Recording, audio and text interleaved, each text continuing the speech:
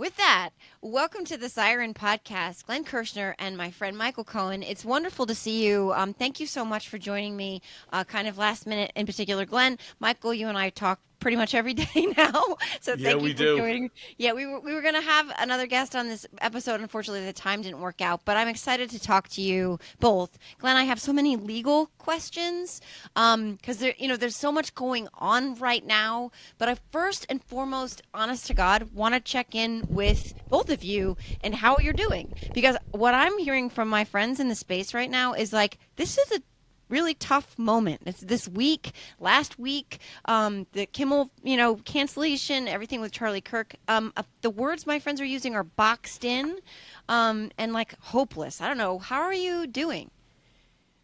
I can go first. I'm energized. You Yeah. know, they can all kiss my you know what. I'm energized because here's the thing, Joe. We have to hit rock bottom before we, I think, galvanize and before we begin to dig out. And we have not hit rock bottom, but Donald Trump is like taking us all on a race to rock bottom, particularly with the way he's now abusing the First Amendment. And unfortunately, the ABC Newses and the Disneys of the world are not stepping up. They're not fighting the monster. They're feeding the monster. When you feed the monster, you make the monster stronger. You have to starve him. You have to expose his weaknesses. And that's why, listen, I can't wait to hit rock bottom because maybe that's when we can get to 3.5% of the American population that experts on autocracy say is what we need to really begin to dethrone this wannabe dictator. So I don't want to see fewer outrages. I know that sounds counterintuitive. I want to see more outrages more quickly. I tell you, I can't begin to describe how pissed off I am that they're also now they're going into the social media posts of military members to see who said something about Charlie Kirk that they don't like. They're using it as a pretext to start to dislodge some amazing military commanders. I was active duty Army 6.5 years. Don't F with the military, right? So I want to see these outrages because I think that will galvanize us. And that's when we're going to, really get out there in numbers that matter. Amen to all of that. Michael, what about you? Yeah, I have a little bit of a different perspective. I agree with everything Glenn says, uh, except for the fact that we're not galvanized. In fact, forgetting about as a divided country, the divisiveness that exists between the Republican and the Democratic Party, there is a massive divide within the Democratic Party itself. As you know, Jojo, because we talk about this all the time, I am, to say, furious with our DNC, with this new chair, Ken Martin, who I think is as worthless as his predecessor, Jamie Harrison. We have no message. If our message for 2026 is going to be Donald bad, we good, that's not going to work for us. It's not going to bring out the apathetic. It's not going to bring out the 90 million Americans that chose not to vote in the last election. And you know what?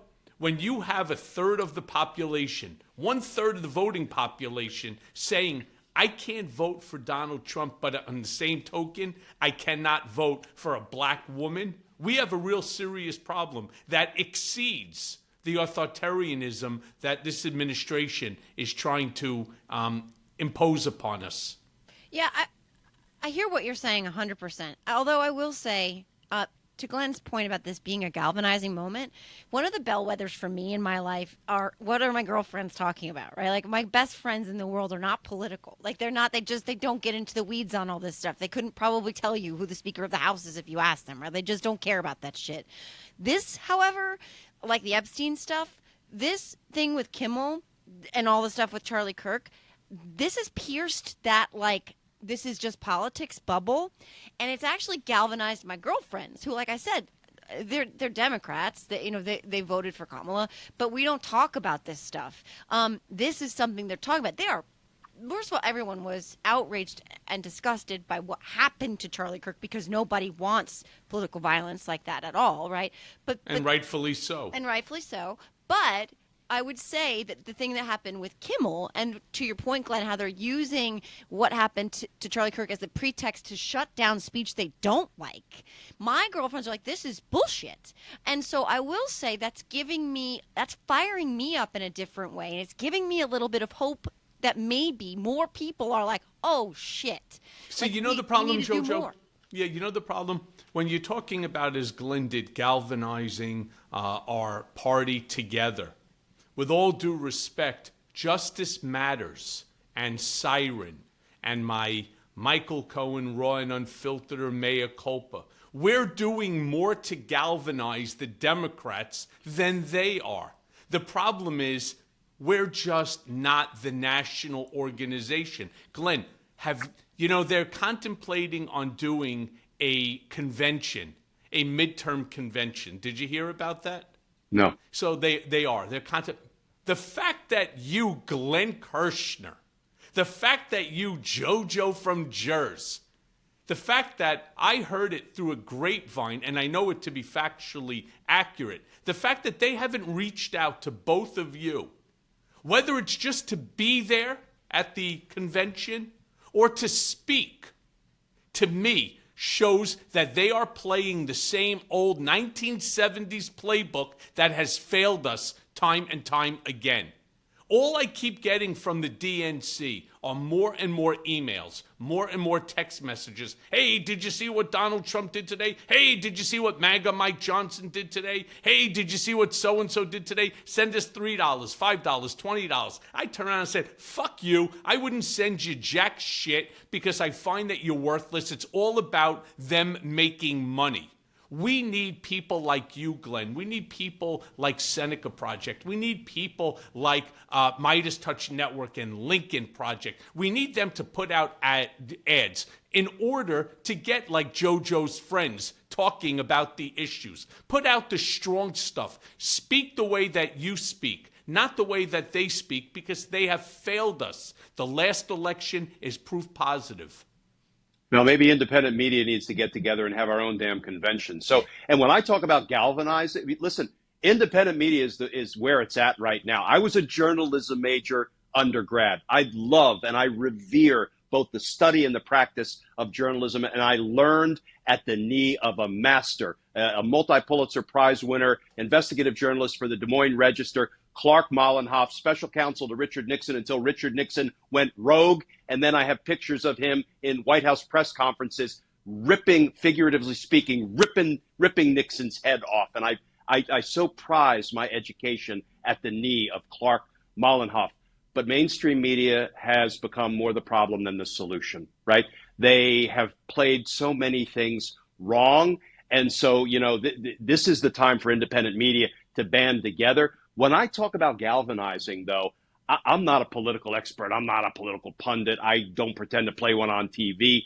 But I talk about the fact that, listen, no politician is going to save us. No judge is going to save us. No prosecutor is going to save us. No special counsel is going to save us. The Democratic Party is not going to save us because you know what? If they could have, they would have already. We are going to save us. And you mentioning that, maybe the Dems are going to have a midterm convention. Independent media should get together. We should all band together.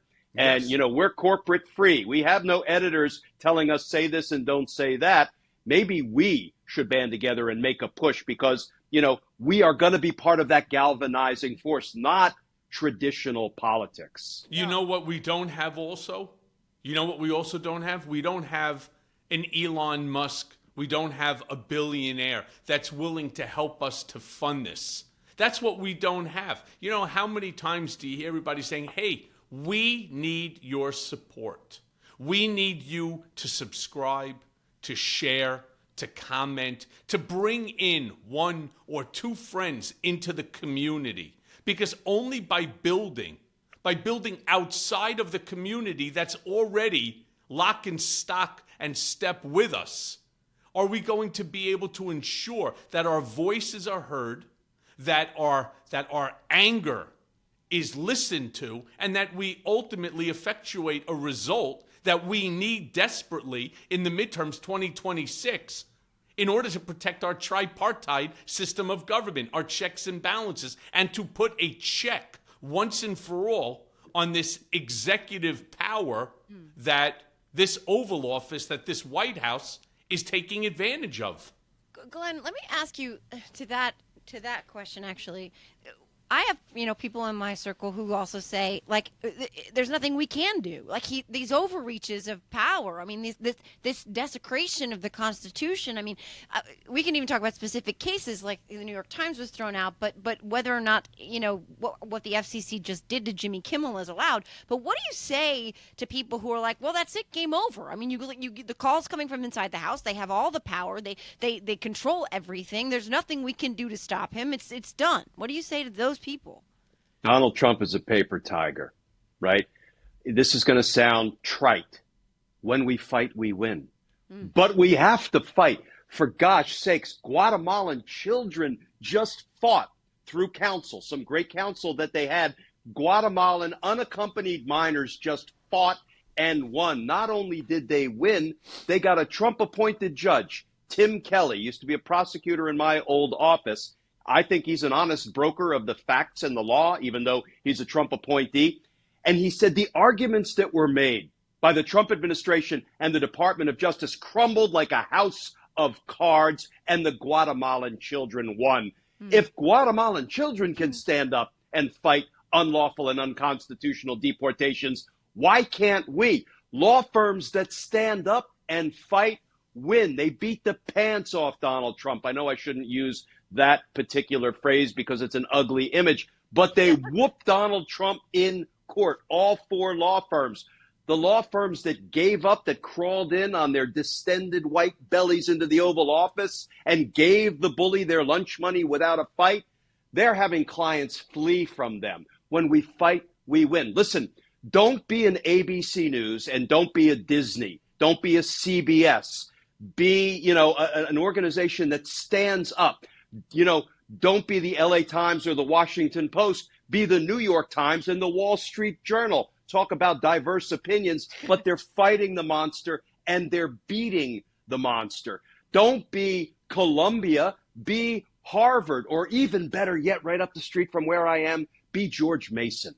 Be President Gregory Washington, the first black president of George Mason University. Donald Trump just said, I demand an apology from you, President Gregory Washington, because you promote and support DEI and diversity. And here is the one-word answer President Gregory Washington of George Mason University gave Donald Trump. No. Yeah, that's the way. Be George Mason. Don't be Columbia. We are not powerless. When we stand up, we win. He's the paper tiger. Guess what? I have been keenly plugged into what's going on at the U.S. Attorney's Office for the Eastern District of Virginia. I have lots of friends there. Yeah. And Donald Trump is on the verge of firing a U.S. attorney that he appointed. Why? Because that person refuses to bring an evidence-free, baseless, vindictive prosecution against Letitia James because there's no evidence that she committed a crime, mortgage fraud, or otherwise. So he's ready to fire somebody for not bringing a vindictive prosecution, and he's going to install some flunky. Maybe he'll reach back to Ed Stop the Steal Martin again. Here's the thing, Joe.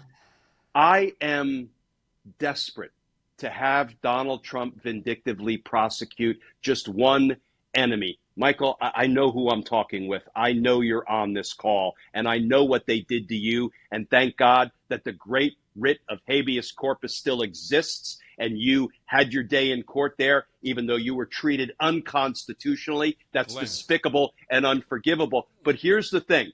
Donald Trump has been threatening to prosecute people for 10 years. Hillary Clinton, I'm going to lock her up, lock her up, lock her up, lock her up. You never locked her up. Now he's got a list of dozens and dozens of people he's going to prosecute. Letitia James is on that hit list right now. I'm telling you, Joe, I want to see one of these vindictive prosecutions brought because it will be the most robust vindictive prosecution defense ever mounted in our nation's history. And I believe a federal court judge will figuratively cram that vindictive prosecution down the throats of the DOJ lawyers unethical enough to do it on behalf of Donald Trump. That will expose Donald Trump as even more of a paper tiger, because you can threaten to lock people up all day long, but once you're exposed as not being able to follow through on those threats because the federal judiciary, the trial courts, are still holding strong, that will diminish his power. When we fight, we win. We're not powerless. We have to fight. My wife, my better three quarters, because she's just that good. I don't call her my better half. You know what she did this morning? Okay, Hulu, that's Disney. Cancel. What else? ABC, cancel. That's one way to fight. And we spent this morning at a Roll to the Polls rally, because today, see, I got democracy goosebumps today. Today is early voting, starts in Virginia. Yeah. And we're going to get Spanberger. We're going to get rid of that knucklehead who's been heading up Virginia, the little sweater boy. I forget what his name is at the moment. Youngkin, the appropriately named Youngkin. Yeah. Listen, I'm ready to go. I swear to God, I'm ready to go. I love your energy. Yeah, you look like one of two things. Either you're ready to go or you had too much coffee today. It's one or the other. I love it. Jersey, too. We got a gubernatorial Jersey, race baby. right now. Jersey, exit 98 on the Garden State Parkway, 7A on the New Jersey Turnpike, baby. I don't want to live under a freaking jack shit, really. I'll tell you that much. Give me Mikey Sherrill all day long. Like, I'm fired up too. And before I let you go, though, like, I would be remiss if I couldn't ask you about this, because this is another thing my friends talk about, Epstein, right? So speaking of Wait. They're not talking about me?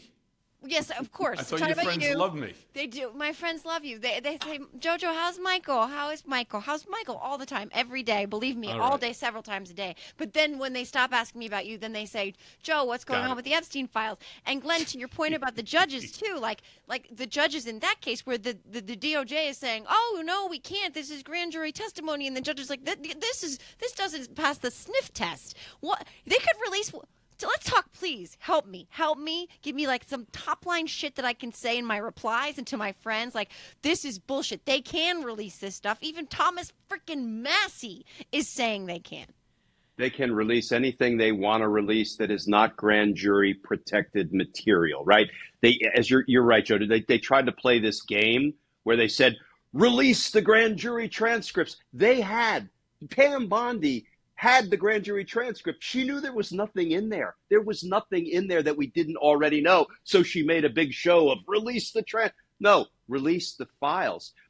Jeffrey Epstein and Ghislaine Maxwell did not traffic more than 1,000 young girls just for their own benefit. There are a lot of victims. There are a lot of defendants who victimize these young girls. They're being protected. They're being protected by the Department of Justice. So let me ask you that. Let me then jump in and ask you a question. Please. Sorry to take over, Joe. No, I want you to ask him questions. Okay. Please. We all know, especially I know Donald Trump better than any human should know another human being. Donald Trump doesn't give a shit about anyone or anything other than himself. And I am certain, I really am, that while his name exists in that file, it's not going to end the way some people think that it will with him involved. He's not that comfortable in his own skin. He never was. So I don't believe that the things that like Prince Andrew, who we already know, raped a child, right? Or sex trafficked a child, or was inappropriate with a child. I don't know what I don't remember what he was ultimately charged with or what have you. But there are hundreds, if not thousands, of these women who were sex trafficked as children.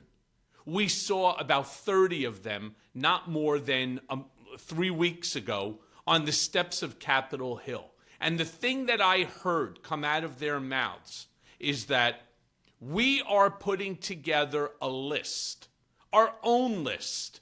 We even had Marjorie Toilet Green, who I don't agree with on basically anything. We had Marjorie Toilet Green turn around and say that she will read those names on the floor because she would be protected. Where's that list? Why are they not putting that list out? Who are they protecting? Why is this file so under lock and seal, like this is the, I don't even know what you would call it, the holy grail to the end of earth? Michael, we protect the ruling class criminals. That's what we do in this country. We do not have an appetite to hold the ruling class criminals accountable. That goes for the ruling class criminals who are holding elected office or appointed office. It goes for the leaders of big pharma, big tech, big oil, big entertainment, the military industrial complex. You know what? You're an underprivileged kid in an underserved community. You're struggling with addiction. You're struggling with mental health. You're struggling with lack of opportunity, educational opportunity, job opportunity. You sell a rock of crack or you snatch a purse. We're going to get you. Oh, we're going to get you. We're going to jump on you with both feet. We might put you in pretrial detention. You're a ruling class criminal that victimizes enormous swaths of the American population financially or otherwise. We're not going to touch you. You know what we might do if we catch you doing crime, big ticket crime? We're going to give you a non-prosecution agreement, and we're going to make you pay back taxes and fines and penalties and interest. And what do? They roll that into their operating costs. They pass the expenses on to the consumer, and they keep doing crime. We have our law enforcement priorities turned on their damn heads right now. And I think people in the Epstein files are being protected because they're high-profile people. They may be politicians. They may be judges. They may be justices. They may be titans of industry across all industries. So let's assume for a second that you're right on every single thing that you said. They're exactly who you have just described. Why are the women who were sex trafficked? Why were these women who were raped as children, who went on to the Hill? They all spoke in front of a podium. They all said that they are going to sit down, which I'm surprised that they hadn't already done it, and write down the names of those people who they recall. Listen, I get it that they were young, but they're not stupid. They're wickedly bright women. They know at least the names of one or two or maybe more of the men that raped them. Why are they protecting? I don't think they're protecting. No. They're not protecting. I think they are trying to protect themselves because they want DOJ to do the right thing. Yes. Right? Yes. Some transparency from the Department of Justice. Yeah. I also think when you are, listen, I dealt with, as a career prosecutor, I dealt with so many victims, including young victims. And I don't know that these girls at age 13, 14, 15 were, I don't want to be facetious about like checking IDs of the guy who was about to abuse her, the big fat white, POS who was about to abuse them in some private room in Jeffrey Epstein's house or mansion. So I don't know what names they know and what names they don't know. I don't think they are protecting anybody but themselves because they've been victimized 10 times over, including by Alex Acosta down in Florida and our current Department of Justice. So here's the real curiosity. By the way, I just want you to say, I don't want them to be victimized again, God forbid. All right. In fact, I think that we should put together some sort of a group in order to make sure that they are not targeted by any of these masters of industry or titans of Wall Street. Absolutely, God forbid. But I'm not the one who turned around and said, we're going to release names of people. They know names. That I get. There were 20 plus women that stood there on the Hill and said that we are going to release these names if, in fact, Pam Bondi, Kash Patel, DOJ refuses to do it. And you know what? What I think would have been a fucking gut punch is I would have one, let the lawyer do it. Let him go out and call a press conference. Either Pam Bondi releases the names in the file, or we begin to release the names on Monday. Don't give her 60 days, 90 days, 180 days. You got like what they did to me on a Friday. The first time I spoke to the prosecutors in my case, they told me, you have till Monday to come in and plead guilty. I said, plead guilty to what? This is the first conversation we had. You come in, you plead guilty to what we tell you, or we're filing an 80-page indictment that includes your wife. Okay. You got 48 hours to turn around and release the damn files to Congress and to the American people, except for the names of the victims redacted, or we start to release the list ourselves. That's a gut punch. If it's me, though, Michael, I would be afraid. I'm just going to say this. I would be afraid that this DOJ would turn around and say, you're lying. You're a liar. She's lying. I mean, the guy that they're covering for has so much as said that this is a hoax, even after those women stood there and did that. So hypothetically, they go ahead and Glenn, I want you to sort of respond to this one. They go ahead and they say it's John Doe. All right, John Doe. Oh my God, John Doe. Holy shit. He's like a $50 gajillion hedge fund crypto, genius, whatever it might be. He's going to turn around and do what? Sue her? Really? You're going to put yourself up on a deposition? No, but I think the victims by somebody like Glenn Kirschner? Good freaking luck to you. I think the victims will be left twisting in the wind because without the corroboration that is contained in the DOJ files, these women are going to be, hung out to dry if they are the ones who have to start offering the names. I'm with you. I mean, I like the idea of them offering the names if they're comfortable doing it and pressure burst pipes, put some deadlines on this stuff. But the people that I challenge are the people inside the Department of Justice. Right. For example, Maureen Comey, a storied prosecutor in the Southern District of New York U.S. Attorney's Office. She knows where all the Maxwell and Epstein bodies are buried, figuratively speaking. This is somebody who could speak out without violating any 6E secrecy rules, right? There are good men and women still inside the Department of Justice who are struggling mightily under Pam Bondi and Todd Blanche. These are the people who need to stand up and speak out. And let me just put a bug in everybody's ear about September 30th, because there are people who took the fork in the road buyout email who were federal government employees and prosecutors. They're on the payroll until September 30th. There is already a movement underway that come October 1, they're going to start to begin to speak about what they saw inside government. We need more of that. Every damn DOJ employee should be a whistleblower, every last one. Yeah, well, we know the risks that come with that. We know the risks that come with that. Why didn't they whistleblow when it was happening to me by the DOJ? Why didn't anybody, not one person from this DOJ under the first administration, under Bill Barr, came out and turned around and said something? You know who actually turned around and said something which was completely improper, actually illegal?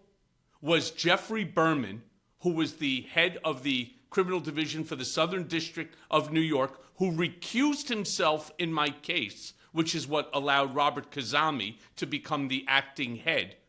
But he didn't do it while I was incarcerated. He did it in a fucking book in order to generate some interest in that worthless piece of shit.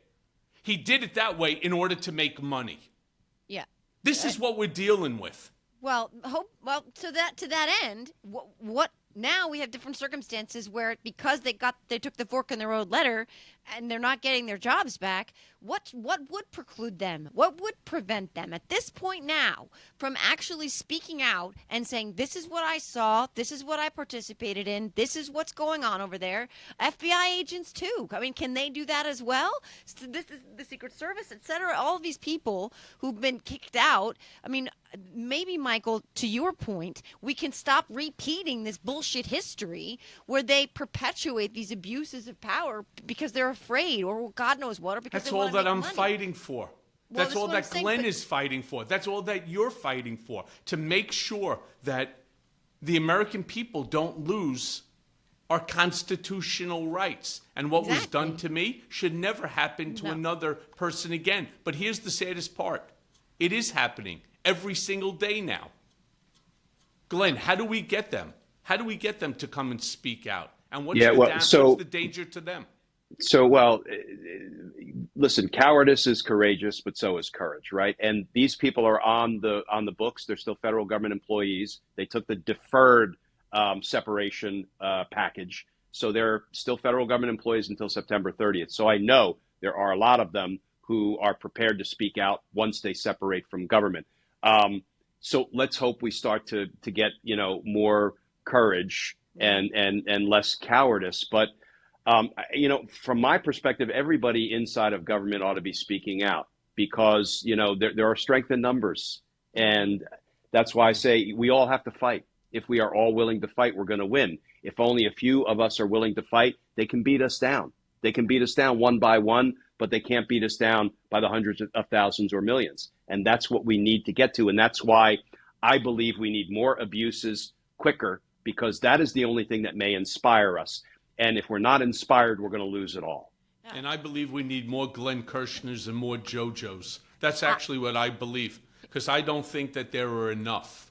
I really don't. I believe that every time that the GOP sends out another talking head, another sycophant, another enabler, another, surrogate, they manage to hold them. They manage to capture them. It's like a cult. Mm-hmm. We need to create the same thing, but we need to do it based upon reality, the Constitution, peace, love, diversity. We need to do it all, and we have right on our side. Yes, we have the issues on our side. We have decency on our side. We have democracy on our side. And I am grateful for both of you. I'm so glad that I got a chance to talk to you both at the same time today. It is fascinating to me to see how people are navigating this moment, and the two of you are meeting this moment in extraordinary fashion, and I'm extremely grateful for that. So thank you to Glenn Kirschner. Thank you to Michael Cohen for joining me on the Siren podcast. I'll see you guys next time. Thanks, JoJo. Thanks.